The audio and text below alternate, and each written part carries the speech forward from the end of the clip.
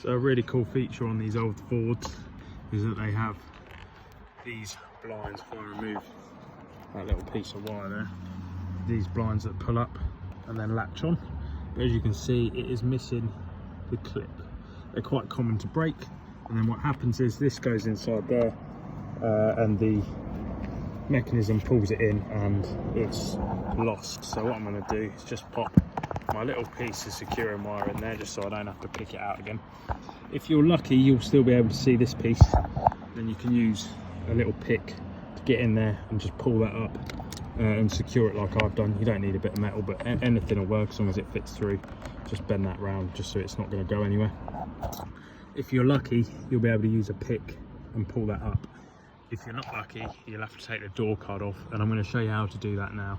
We're very basic. If you find yourself having to take the door off, I'm just going to show you how to do that now. So the first thing you're going to want to do is obviously remove this trim piece that runs along the top, just to see if you can gain access to the mechanism inside. Sometimes you can pry this open a little bit and gain a little bit more access, but with this one it wasn't possible. So we have had to remove the door card. Now you're going to have to remove a trim from around the door handle. This one just sort of sits in there like that. You pull the door handle forward and put a trim tool behind here, and that will pull off quite easily. This bit is a little bit more difficult. You have the window mechanism, which is just a handle on these, and as you can see, it's indented on the foam just behind it. But what you're going to want to do is shut the window fully, pop your handle on, or look at where your handle's sitting. So for me, it was pointed just like that. I did take a photo just so, as I've got terrible memory. And you'll find a washer piece sat against here. Looks like a spacer. And then you'll find the handle sat just like that. The easiest way of getting these off, as you can see from the back, they have a clip that you more than likely won't be able to get on, is to pop a piece of cloth just in between where the handle sits. Obviously I'm looking at the back of this now, but let's say the handle's sitting there. You'll pop a bit of cloth in between there and the door and use a sort of sawing motion going backwards and forwards, which will then pop this handle off of the door.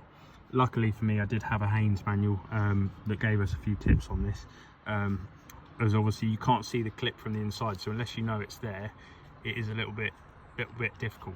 When this pops off, you're more than likely that clip's going to go flying as it's loosened and pops off. So keep an eye out for it, because obviously you don't want to be having to try and make a new clip or find one on a 20-year-old car. Now on the older models as well, you do have two bolts that locate here and here behind the handle. If I just switch that round now, I can show you the benefits of this car. So it's quite big. You do have a trim piece that fits along here, all on the front, and it will look similar to that just there. So if you pry from the top end up here and get a little tool behind this sort of casing and just pull it forward, the clips will release and you can pull it just work your way all along, and that will come off. And then you're going to find a bolt just at the top here, and there's going to be a bolt just at the back here, which is located on these two. Now if you don't have them, it's because your car's slightly newer. They did do away with this design, but the older models of the Cmax have two bolts, and you won't get this door cut off without removing them. So I think they're 8mm. They come off, and then obviously you've got clips all the way around the edge. Now this door card had never been off before, so it was a little bit of a fight, but you pull that away from the door and up, and then obviously you've got access to your mechanism, which is just along the top here. You've got a screw here and a screw just up here that I've got to put back in. This mechanism will pull forward and pull out, and then you've got full access to the blind behind. Now I couldn't get access to the blind without removing these plastic like plastic welds almost, so they almost look a little bit like this. Now you've got the two pieces here that will push through, as you can see that's moving.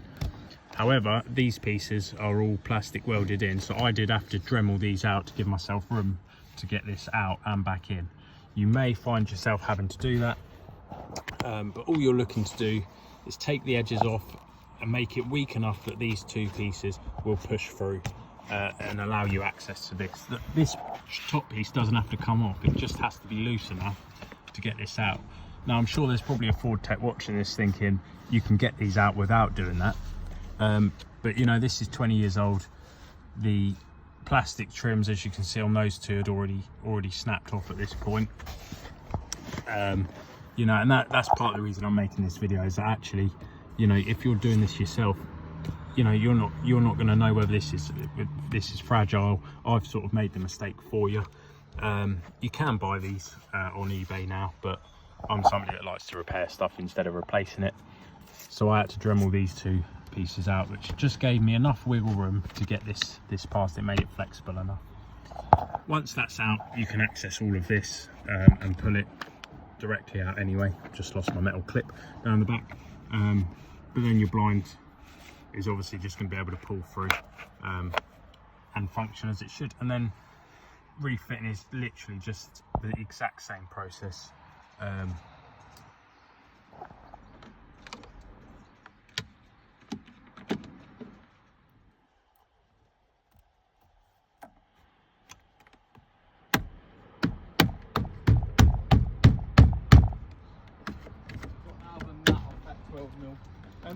Without taking the brakes off, I can't see.